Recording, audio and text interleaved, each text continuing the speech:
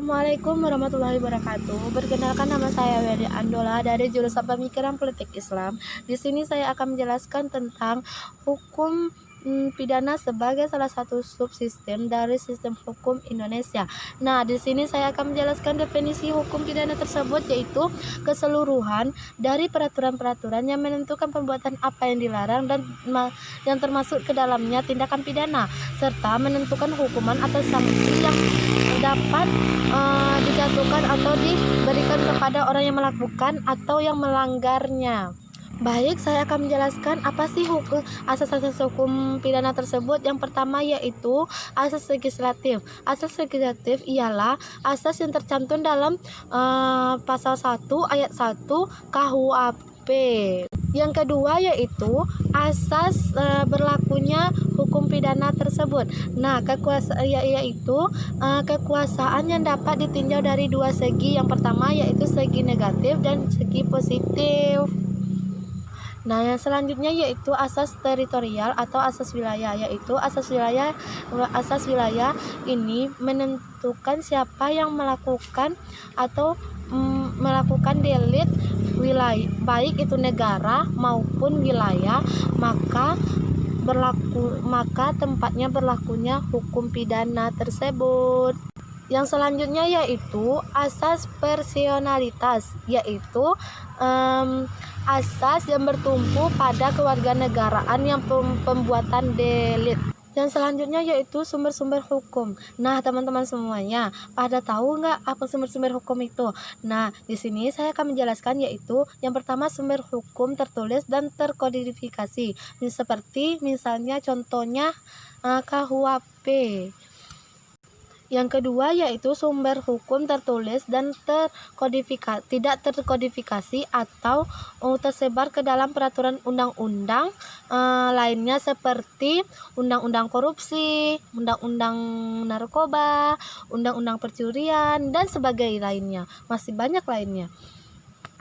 Baiklah, saya akan menjelaskan apa sih yang dimaksud dengan delik dolus itu? Nah, di sini saya akan menjelaskan. Delik dolus ialah yaitu perbuatan atau perbuatan yang dilarang dan diancam yang dengan pidana dilakukannya dengan sengaja. Contohnya ialah terdapat dalam pasal 338 KUHP yang berbunyi, barang siapa yang merampas nyawa orang lain dengan ancaman pembunuhan maka akan mendapat pidana atau sanksi hukum pidana atau sanksi selama 15 tahun penjara. Nah, teman-teman, yang menariknya lagi, di hukum pidana ini terdapat juga unsur-unsurnya. Nah, unsur-unsurnya ini terbagi menjadi dua. Yang pertama unsur subjektif dan unsur objektif. Nah, teman-teman pasti bertanya kan, apa sih hukum subjektif itu? Baik, saya akan menjelaskan satu persatu. Yang pertama yaitu unsur subjektif ialah unsur yang berasal dari dalam diri pelaku yang menyatakan kalau dia tidak bersalah atau dia cuman ada efek kesengajaan. Nah, terbagi menjadi tiga juga nih teman-teman. Nah, yang pertama yaitu kesengajaan dengan maksud, yang kedua kesengajaan dengan keinsafan, yang ketiga kesengajaan dengan kemungkinan. Selanjutnya yaitu unsur objektif. Unsur objektif ini yaitu unsur yang berasal dari luar pelaku, contohnya seperti perbuatan manusia, akibatnya, dan lain-lain. Masih banyak contoh lainnya gitu. Yang selanjutnya yaitu hal-hal yang meniadakan hukum pidana tersebut. Yang pertama yaitu hal-hal yang meniadakan hukum pidana tersebut. Yang pertama yaitu menghapuskan pidana. Yang pertama terdapat dalam pasal KUHP 44 KUHP yang menjelaskan orang yang sakit jiwa. Nah, teman-teman sekalian, orang yang sakit jiwa atau kena gangguan jiwa dari dia lahir, baik itu dari cara pertumbuhannya, maka ketika dia melakukan tindakan pidana maka dia tidak akan dihukum.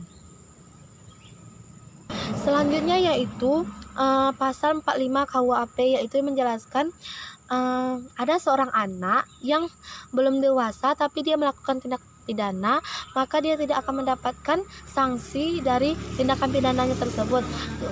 Dan dia akan dikembalikan kepada orang tua, wali, atau orang-orang yang merawat dia tanpa dia dikenakan sanksi. Yang selanjutnya yaitu hukum pidana 48 yang menjelaskan tentang keadaan memaksa. Nah, di sini saya akan menjelaskan tentang apa yang dimaksud dengan keadaan memaksa itu. Contohnya, seseorang dipaksa untuk membunuh seseorang.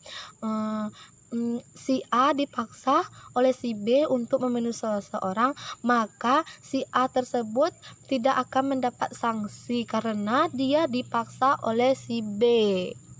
Selanjutnya yaitu pasal 49 KUHP yang menjelaskan tentang membela diri. Barang siapa yang melakukan pembelaan tanpa paksaan karena adanya serangan atau ancaman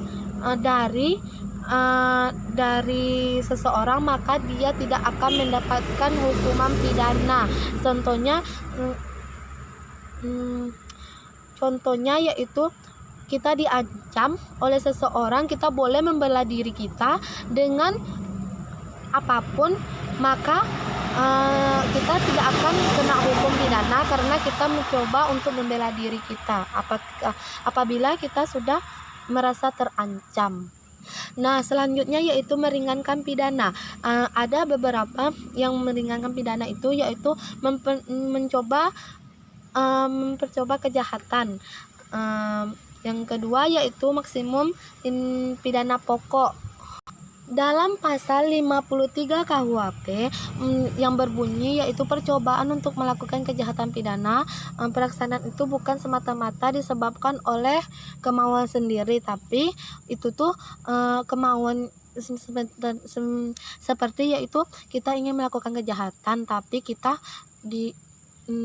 kita itu bukan kemauan kita, tapi kita itu diajak oleh teman, saudara, atau orang terdekat kita lah yang mengajak kita untuk melakukan kejahatan, maka kita tidak akan mendapatkan hukuman pidana itu, maka dia cuman mendapatkan keringanan dari pidana itu.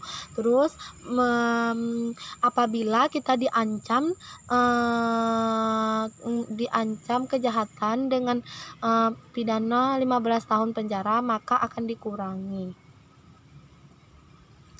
Oke, terima kasih. Itulah penjelasan dari saya. Kalau ada maaf dan dalam penyampaiannya saya mohon maaf. Saya akhiri. Assalamualaikum warahmatullahi wabarakatuh.